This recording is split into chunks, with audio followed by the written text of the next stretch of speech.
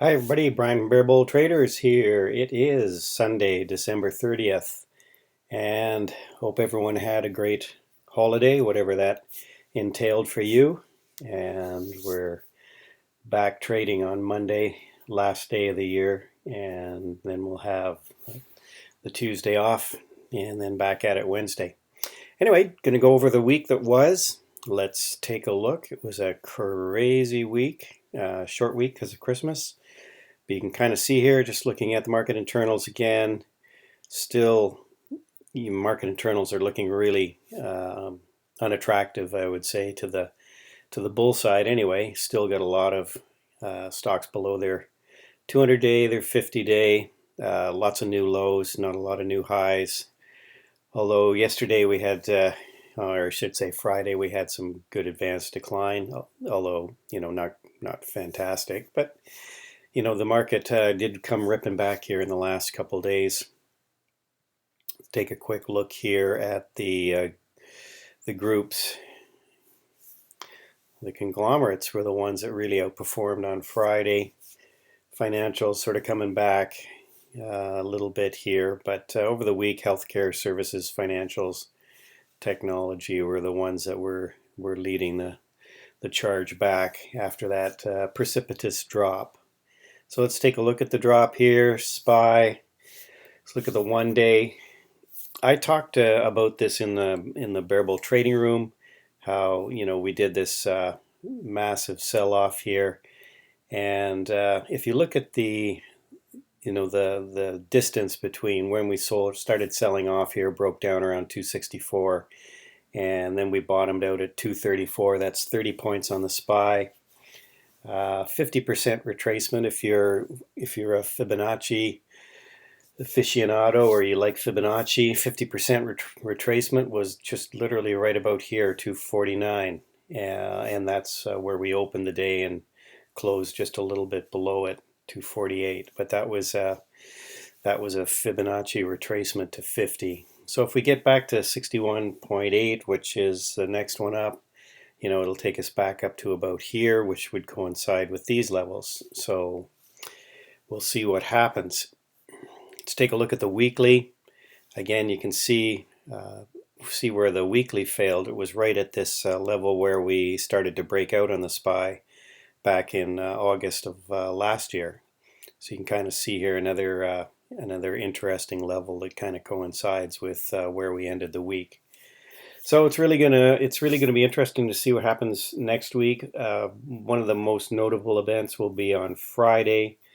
Everyone will be listening to Jay Powell. He will be speaking at a conference in Atlanta, and people will be looking for some indication as to whether the Fed will continue to aggressively reduce their balance sheet and maybe back off, or they're going to back off on interest rate hikes. So they'll be looking for some wording, something he says that maybe give some reprieve and maybe give reason for the market to rally. So let's look at some of the stocks I've been talking about. I have been looking at gold and watched some of my previous videos. I was looking specifically, or I was watching Nugget as a proxy. Nugget's the miners. And I was thinking gold has been going up. The miners have been sometimes more trading with stocks than the actual underlying assets. So, you can have gold going up and the miners just getting sold off with everything else. So gold, GLD, one ETF that you can play. It's pretty extended right now from this breakout level. You can kind of see here, it made a double bottom, came back up, just little retest, and then back up again. So maybe on a pullback, it might be interesting to get involved in that.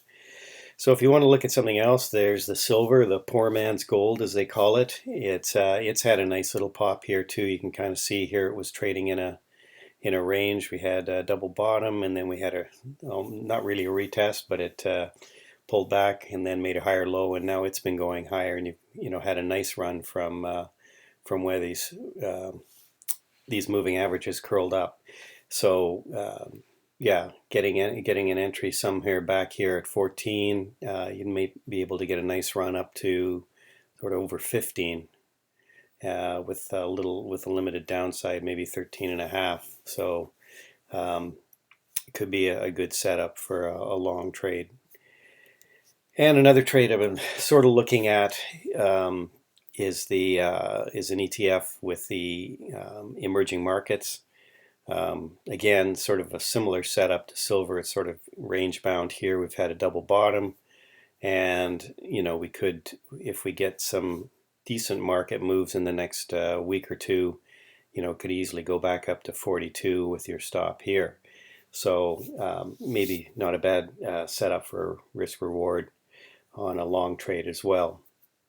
So that's it. I don't know where we're going to go. Lots of mixed opinions on the market and where we're going to end up.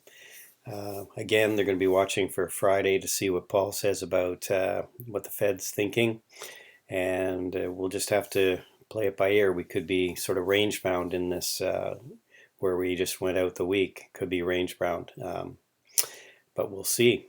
And another stock that another ETF I was looking at, if we do have some form of a rally, I think the small caps will do pretty well. So TNA is another one that could be one worth taking a long in. Again, there'll be some pretty huge resistance right at this level with all these charts that look like this, where it's broken down. SPY, I mean, you name it, there'll be some huge resistance here. So if we do start pushing up higher, watch for this level to be rejected for sure, almost for sure. So if you haven't already checked out my book, it's How to Swing Trade. It's on Amazon. Appreciate it if you were interested, you buy it. And we will see you in the Bear Bull Trading Room tomorrow morning. Hope everyone has a great rest of the weekend, and we'll see you tomorrow.